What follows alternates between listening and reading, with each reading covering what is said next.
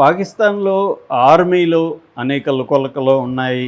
ఆర్మీలోనే తిరుగుబాట్లు ఉన్నాయి. ఆర్మీలో చాలామంది రిజైన్ చేశారని వార్తలొస్తున్నాయి. మనం ఆల్రెడీ చెప్పుకున్నాం. ఇందాక ఈరోజు గూడా ఎకనామిక్ టైమ్స్, తర్వాత డైలీ గార్డియన్ లాంటి పత్రికలు రాసాయి. 4,500 మంది పాకిస్తాన్ సైనికులు రిజైన్ చేశారు. 250 మంది అధికారులు కూడా రిజైన్ చేశారని ఎకనామిక్ టైమ్స్, గార్డియన్ కూడా రాశాయి. సో అంటే ఇవి రిపీటెడ్ మ్యాగజైన్స్ కాబట్టి అవి రాసాయంటే ఎంతో కొంత వాస్తవం అయితే ఉండే అవకాశం ఉంది.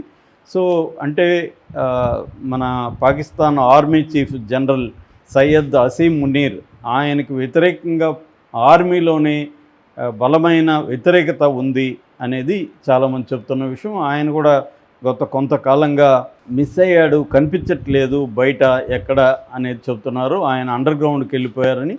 సో ఆయన ఏమన్నా రావల్పిండిలో హెడ్ క్వార్టర్లో బంకర్లో ఉన్నాడని ఒక వార్త వస్తున్నాయి. ఇంకొక వార్త ఏంటంటే ఆయన విదేశాలకు ఆల్రెడీ పారిపోయాడు, ముందుగానే తన ఫ్యామిలీస్ని పంపించేశారు చాలామంది అధికారులు, ఈయన కూడా పంపించేశాడు. సో ఈయన కూడా విదేశాలకు రెడీకి వెళ్ళిపోయాడు. ఎందుకంటే ఇండియా అటాక్ చేస్తే ఆయన్నే టార్గెట్ చేసే అవకాశం ఉంది. ఇండియాలో మొత్తం మీడియా కానీ, మాజీ ఆర్మీ అధికారులు కానీ అందరూ కానీ చెప్తున్నది ఏమంటే అతి పెద్ద టెర్రరిస్ట్ ఎవరో కాదు, మునీరే టెర్రరిస్టు, నెంబర్ 1 టెర్రరిస్ట్ మునీర్ని మనం అటాక్ చేయాలి. ఎట్లయితే ఇస్మాయిల్ హనీని టెహ్రాన్లో ఇజ్రాయిల్ వాళ్ళు పోయి చంపారో హమాస్ నాయకుడు, అట్లాగే మనం కూడా మునీర్ని అటాక్ చేసి చంపాలి అన్న ఒక యాంగిల్ కనిపిస్తుంది. అందుకని మోడీ కూడా ఇప్పటి వరకు కలలో కూడా ఊహించని విధంగా మా రియాక్షన్ ఉంటుందని మోడీ చెప్పడం వెనక కూడా ఇదే ఉందని చెప్తున్నారు. అందుకని మునీరు అజ్ఞాతంలోకి వెళ్ళిపోయాడని చెప్తున్నారు. సో ఈ నేపథ్యంలో ఇప్పుడు ఒక కొత్త వార్త వైరల్ అవుతుంది. ముఖ్యంగా ఒక వీడియో బయటకు వచ్చింది. 6 నిమిషాల వీడియో ఉంది. అది నేను కూడా చూశాను. ఆ వీడియోలో చూస్తే పాకిస్తాన్ ఆర్మీకి పాకిస్తాన్ పోలీసులకు మధ్య యుద్ధ వాతావరణం నెలకొంది. ఒక civil war kind of situation అక్కడ ఉన్నట్టుగా అర్థమవుతుంది. ఈ వీడియోలో ఏముంది అనుకున్నప్పుడు లక్కీ మార్వెట్ అనే ఒక పోలీస్ స్టేషన్, ఇది ఈ లక్కీ మార్వెట్ అనే ఒక ఏరియా, ఆ ఏరియాలో పస్తూన్ పోలీస్ బ్లాక్ అంటారు. ఇది పస్తూన్ పోలీస్ బ్లాక్ మీదకి ఒక ఆర్మీ కాన్వాయ్ వచ్చింది. కాన్వాయ్ వచ్చినప్పుడు పోలీసులు అలర్ట్ అయిపోయి చుట్టుపక్కల బిల్డింగుల మీదకి ఎక్కేసి గన్లు, AK-47 గన్స్ ఉన్నాయి వాళ్ళ దగ్గర, గన్స్ ఎయిమ్ చేస్తున్నారు. ఈ గన్స్ ఎయిమ్ చేస్తూ ఉన్నారు. పోలీస్ స్టేషన్లోకి ఆర్మీ రానికుండా అక్కడ అడ్డుకున్నారు. అప్పుడు ఈ గన్ను పట్టుకున్న అతని దగ్గర నుంచే ఈ వీడియో తీశారు.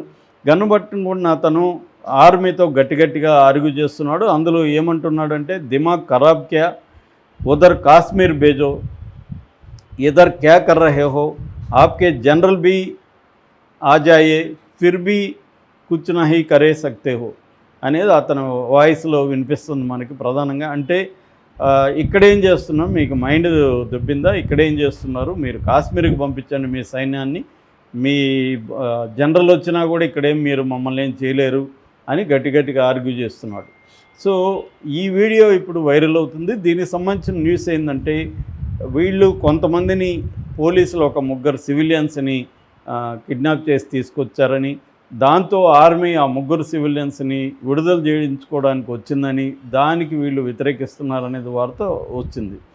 ఇట్లాంటిదే 2024లో కూడా బహవల్ నగర్ అనే ఒక ఏరియాలో కూడా, అక్కడ పంజాబ్ ప్రావిన్స్లో కూడా పంజాబ్ పోలీసులకి మిలిటరీకి మధ్య కూడా గొడవలు జరిగాయి. అప్పుడు కూడా అది అప్పుడైతే పోలీస్ చీఫ్ను కూడా మిలిటరీ వాళ్ళు కిడ్నాప్ చేశారని చెప్తున్నారు. దాని మీద ఎంక్వైరీ కూడా వేసింది మిలిటరీ ఎంక్వైరీ. సో అప్పుడప్పుడు ఇలాంటివి జరుగుతున్నాయన్నమాట. ఇది ఇప్పుడే కాదు, గత 2-3 ఏళ్ళ నుంచి పాకిస్తాన్లో ఒక రకమైన civil war kind of situation అయితే ఉంది. దీనికి ప్రధాన కారణాలు 2-3 ఉన్నాయి. ఒకటేమో ఇమ్రాన్ ఖాన్ని అరెస్ట్ చేయడం. ఇమ్రాన్ ఖాన్ పాకిస్తాన్ టెహ్రీక్ ఈ ఇన్సాఫా పార్టీని స్థాపించాడు 96లో. అప్పటి నుంచి ఆయన ఉన్నాడు. దాని తర్వాత 2018 నుంచి 22 వరకు 4 ఏళ్ళు పరిపాలించాడు.